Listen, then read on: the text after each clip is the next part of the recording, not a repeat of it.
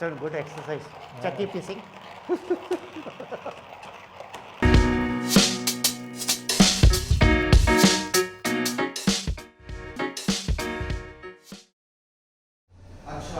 case and the first post will be this.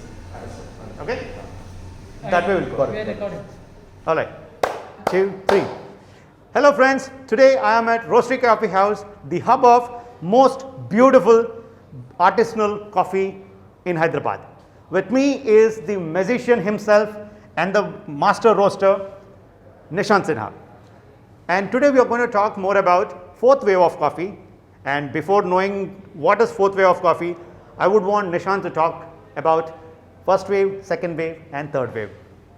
Now, all to you. Sir, yeah. Thank you so much for having me here, sir. So the first wave of coffee was discovered when the instant coffee became quite popular, and companies like Nestle and Brew, they became quite big. They started selling instant coffee at the supermarket. All you have to do is go and bring it home and then mix it with the hot water and drink. The second wave of coffee became popular when cafes like Starbucks became quite popular, where customers started drinking freshly brewed coffee. So the coffee was grounded right in front of you and then brewed. And I think then is when the cappuccinos, absolutely espressos it was a came time into of cappuccino and frappuccinos and cold coffees and lattes and other stuff. So third wave of coffee came when people like us came into the picture. So Thank you. Yeah, absolutely. The second wave of coffee was more of a cafe style where the quality, the focus was not on the quality. The third wave was the focus completely was on the quality. So what we did, since we are blessed with the coffee growing country and we produce one of the finest shade grown Arabica in the world. So we collaborated with a lot of local farmers in Chikmagalur, and they started giving coffee to us. So we got single state coffee, and we sometimes we got micro lot coffee and nano lot coffees also, and we got the roasting machine from different part of the world. So a lot of roasters are using different roasting machine. We are using Giesen. We probably use Giesen. It's a Dutch company, and Giesen is known to be one of the finest in the world.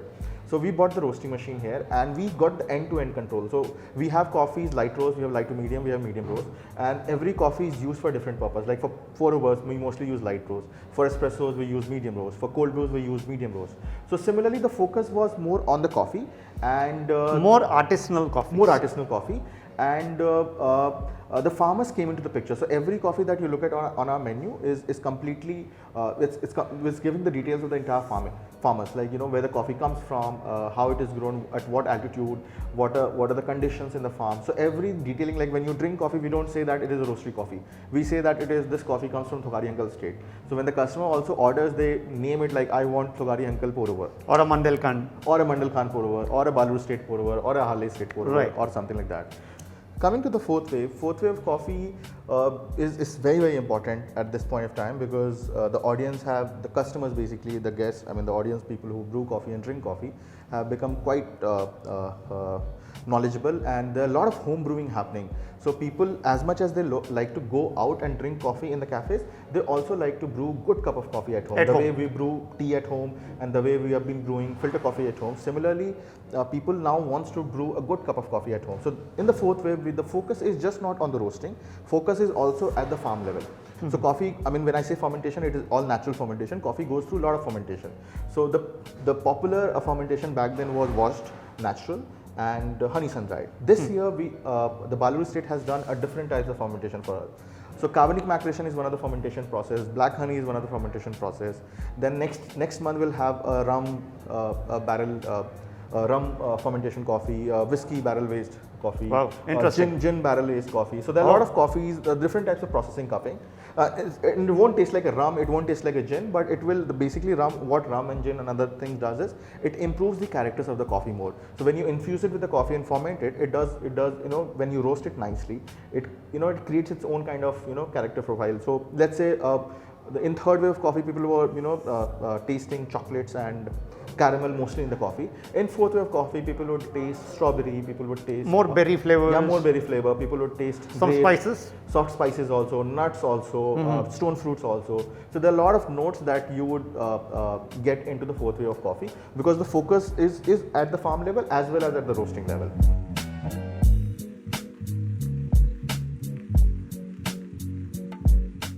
Okay, so all we have to do is we have a Hario manual grinder. Okay, we're gonna start brewing. First we have to grind the coffee. The grind size for this should be like your black pepper. So a little coarser than the black pepper. I like to have it a little coarser than the pour over size, which is typically like a black pepper size, because when we have a little coarser size, the coffee tends to be a little sweeter. Okay, so we are going to brew this coffee on Hario pour over. Pour over was basically discovered by Japanese, and this is one of the finest way of making coffee. So when you want to enjoy the characters in the coffee, when you want to enjoy the notes of the coffee, when you want coffee to give the best of the best quality out of it, you have to use pour over. We need to have a very exact temperature water. Okay, so if you have a good gadget where you can exactly measure your temperature, or else all you have to do is, I like to brew my coffee at 88 degree. Okay, so 88 degrees basically in Hyderabad, every city has its own boiling temperature. In Hyderabad, it's around 99-100 degree. So you just let your coffee to the boil level and just turn off the gas and wait for 10 seconds. So every 1 second, 1 degree temperature drops.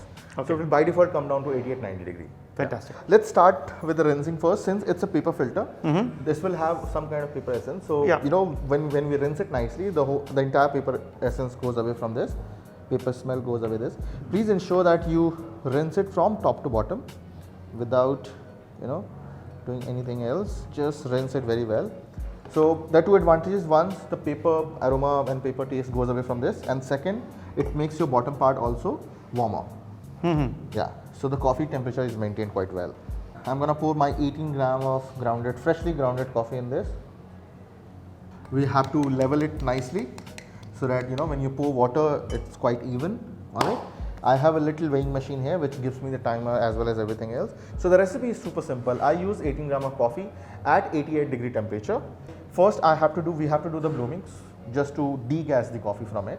Okay, that's very important, because when the coffee is freshly roasted, that's how you recognize when it's bloom, it means the coffee is freshly roasted. So if the coffee is roasted a month old or 2 months old, the blooming will not happen. Okay. Yeah. It's 18 gram of coffee, 88 degree and 220 ml of water. So first I'm gonna pour 50 ml of water. Very gently and softly, and you have to avoid the edges. You can't pour water at the edges. You have to pour water in the center only. Okay? Important tip. Very important tip. And then I'm going to mix it well. This is called pre-brewing, where you let water and coffee soak together for some time. It degas the bad gases which coffee will have, as well as the coffee gets better nicely, and it extracts more better characters. It opens up. It opens up basically. Okay, so we poured it in 30 seconds, 50 ml of water. We'll wait for 20-30 seconds more, and then we'll start pouring again. Now I'm ready with my second pour. You can see there's a blooming again happening in this. It means the coffee is freshly roasted. You have to pour very slowly, and you have to ensure that your pour finishes within 2 minutes and 20 seconds or 2 minutes and 40 seconds. Very, very slow pouring you have to do. In almost 1.5 second, I have done 165 ml. Yeah, 156 seconds. Yeah, 150. So the idea is to finish 220 ml of water in 2 minutes and 40 seconds, and the whole brewing should be done in 3 minutes.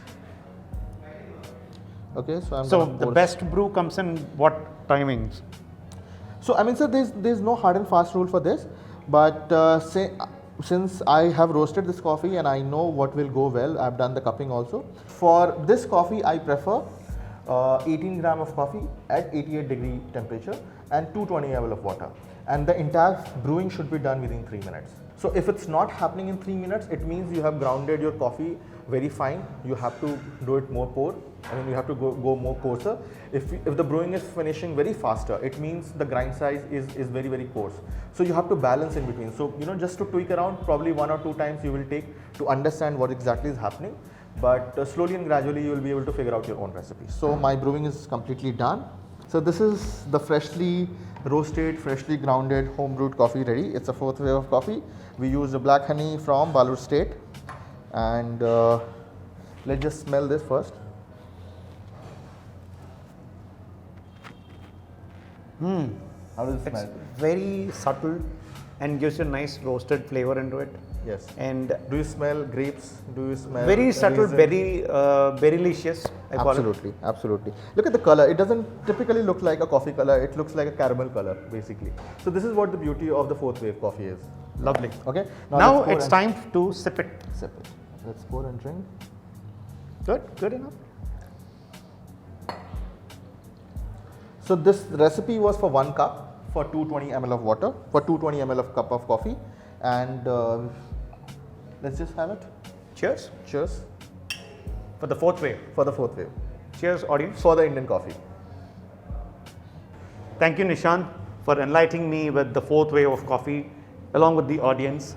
And is all it's a beautiful privilege for Hyderabadis people to bring this concept first time in the country, and Thank you taking it from the Hyderabad to the country. Thank you, sir. Thank you so much.